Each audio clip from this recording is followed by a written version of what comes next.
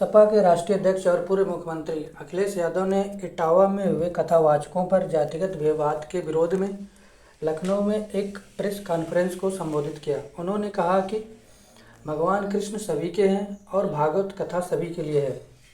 यदि इस प्रकार सच्चे कृष्ण भक्तों को भागवत कथा कहने से रोका जाएगा तो ऐसा अपमान कौन सहेगा। उन्होंने आगे कहा कि यदि प्रभुत्ववादी और वर्चस्ववादी लोग अगर ऐसा ही चाहते हैं तो वो पीडीए समाज यानी कि पिछड़ा, दलित और अल्पसंख्यक से दान लेना क्यों ना अस्वीकार कर दे। उन्होंने कहा कि बीजेपी जब से सत्ता में आई है तब समाज में जो घटनाएं हो रही हैं, अमानवीय घटनाएं दिन प्रतिदिन बढ़ती जा रही हैं, क्योंकि सत्ता में बैठे कुछ भारतीय जनता पार्टी उनका पॉलिटिकल लाभ लेने के लिए घटनाएं होने देना चाहती है। इटावा में हुई घटना या इस प्रकार की कोई भी घटना भारतीय जनता पार्टी और संविधान विरोधी है। इनकी सरकार में बैठे लोग पीडीए समाज से द्वेष की भावना रखते हैं और निष्पक्ष कार्रवाई करने लगे तो बहुत सारी घटनाएं होंगी नहीं, बहुत सारे गरीब लोगों को न्याय मिल जाएगा। इस सरकार का रवैया क्या है, इस सरकार का रास्ता क्या है। कई मौकों पर मैंने कहा यह सरकार हार्टलेस है, अनडेमोक्रेटिक है और हर वो काम अनकॉन्स्टिट्यूशनल उसको सपोर्ट करती है। बाबा साहब भीमराव अम्बेडकर जी का संविधान, उसकी प्रस्तावना, केवल प्रस्तावना के तहत ही अगर सरकार फैसला लेने लगे तो हमारे गरीब, गांव में रहने वाले लोग, पीडीए परिवार के लोग, दलित, पिछड़े, अल्पसंख्यक और जिनके साथ अन्याय हो रहा है उनको न्याय मिलने लगे, उनका सम्मान होने लगे।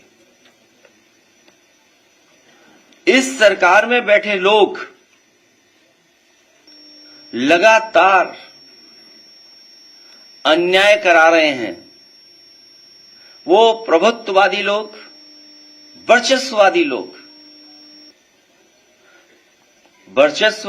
प्रभुत्ववादी लोग लगातार पीडीए परिवार के लोगों को डरा रहे हैं, धमका रहे हैं, अपमानित कर रहे हैं।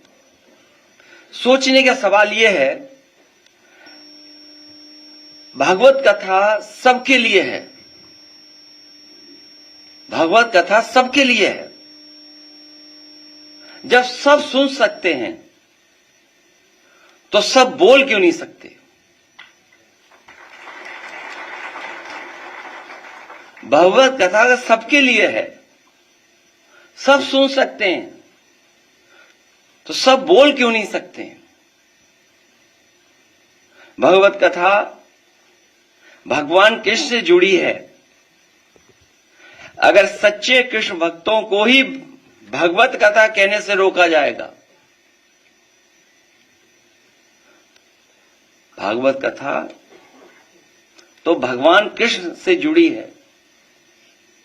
अगर सच्चे कृष्ण भक्तों को ही भागवत कथा कहने से रोका जाएगा तो कोई ये अपमान क्यों सहेगा, क्यों सहेगा कोई अपमान। कुछ लोग, वर्चस्ववादी लोग,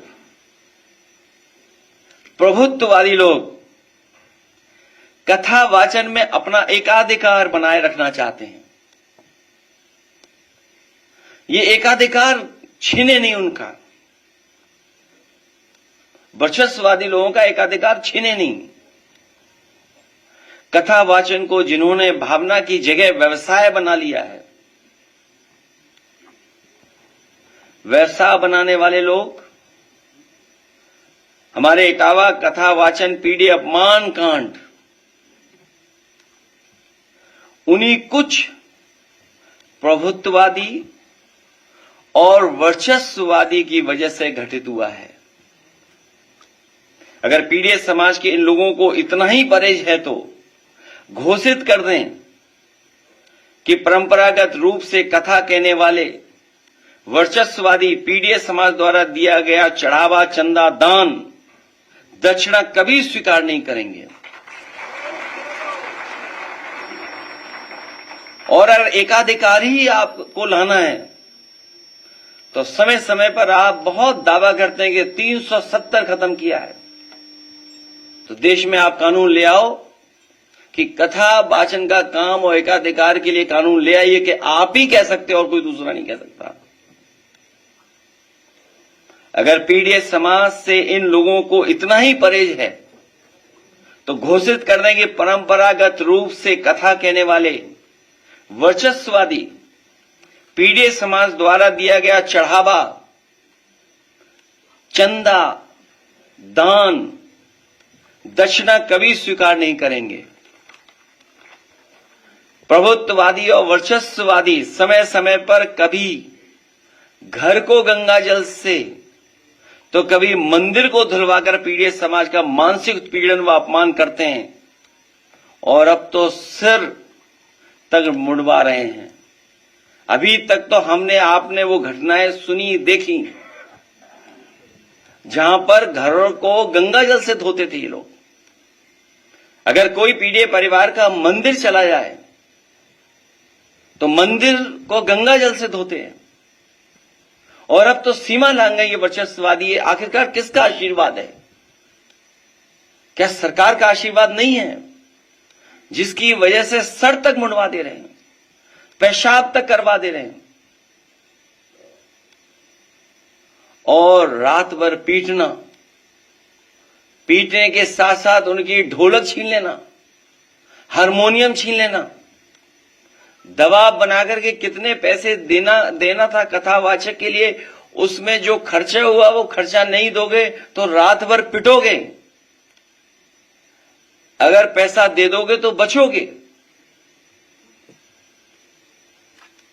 आखिरकार ये वर्चस्ववादी और प्रभुत्ववादी लोग इतनी ताकत कहां से पा रहे हैं? भाजपा राज में पीड़ित समाज को हेय दृष्टि से देखा जाता है। आदरणीय रामजी सुमन जी ने तो कुछ घटनाएं बताई हैं, कुछ महत्वपूर्ण पदों पे बैठे लोगों के बारे में बताया है। सुना है हमने कि देश की सर्वोच्च सीट पर बैठने वाले के साथ भी कभी अपमान हुआ है। देश के राष्ट्रपति भी हेय दृष्टि का सामना कर चुके हैं। सच तो यह है कि जैसे जैसे पीड़ित समाज में चेतना और जागरूकता बढ़ती जा रही है वैसे वैसे पीड़ित समाज पर मनोवैज्ञानिक दबाव बनाने के लिए वर्चस्ववादी के पीड़ित समाज पर अत्याचार बढ़ते जा रहे हैं। जो पाल समाज की बेटी के साथ अन्याय हुआ, अगर उसके परिवार के लोग खड़े हो गए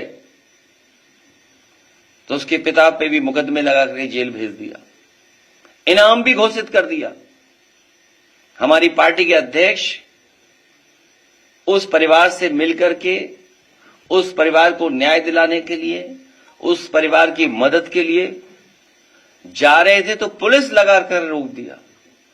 आखिरकार ये वर्चस्ववादी और प्रभुत्ववादी लोग चाहते क्या हैं?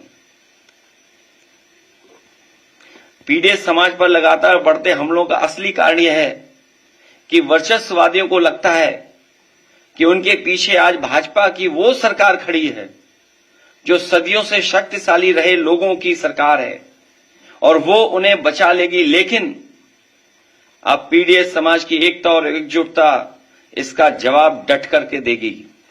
अगर भाजपा को लगता है कि भागवत या कोई कथा कहने पर एक वर्ग विशेष का ही अधिकार है तो फिर वो इसके लिए भी कानून बना करके दिखा दें। कई बार कई कानून के लिए बहुत दावा करते हैं लोग, तो इसके लिए भी कानून बना लें कि इसके अलावा कोई कथा वाचन नहीं कर सकता। जिस दिन पीड़ित समाज ने अपनी कथा अलग से कहने शुरू कर दी उस दिन इन परंपरागत शक्तियों का साम्राज्य ढह जाएगा। और मैं तो एक ही बात कहूंगा, भाजपा जाए तो हम सबको चैन आएगा। और घटनाएं कोई एक दो नहीं है।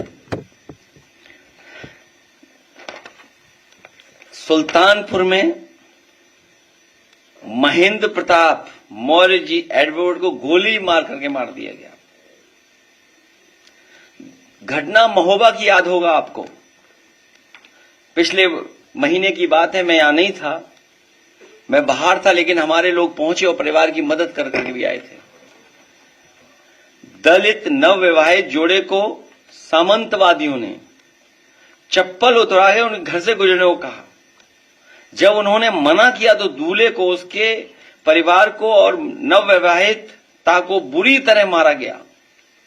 क्या ये कोई कल्पना कर सकता है आज के समय पर, जब हम विश्व गुरु बनना चाहते हो, दुनिया को हम सस्टेनेबल डेवलपमेंट की बातें बताना चाहते हो, दुनिया में हम विकसित भारत बनाकर के खड़ा करना चाहते हो, दुनिया में ये कहते हो कि अब हमसे आगे कुछ ही अर्थव्यवस्थाएं, वहां पर सोचिए नई नई शादी हो, आप हमारे घर के सामने से तभी निकल सकते हैं जब आप चप्पल उतार करके जाएंगे, और नहीं ऐसा करते हो तो आपको अपमानित होना पड़ेगा। ईटा की घटना, जैतपुरा की अम्बेडकर जयंती पर शोभा यात्रा नहीं निकालने दी,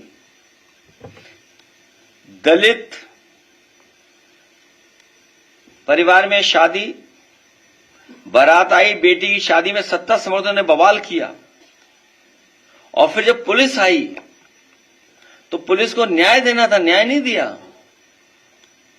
जिनके साथ अपमान हो रहा था उन्हीं को पीटा पुलिस ने, सोचिए आप, उन्हीं को अपमानित किया पुलिस ने। और इटावा की घटना तो आपको पता ही है, और ये सब इसलिए हो रहा है कि 2500 लोग ही इसको सरकार को चला रहे हैं। 2500 लोग पिछले 9 साल से, 20 साल से इधर उधर 2500 ही लोग खेल खेल रहे हैं। हम इन कथावाचकों का धन्यवाद देते हैं कि हमारे बुलाने पर आए हैं, और सरकार में बैठे लोग कुछ भी कर सकते हैं।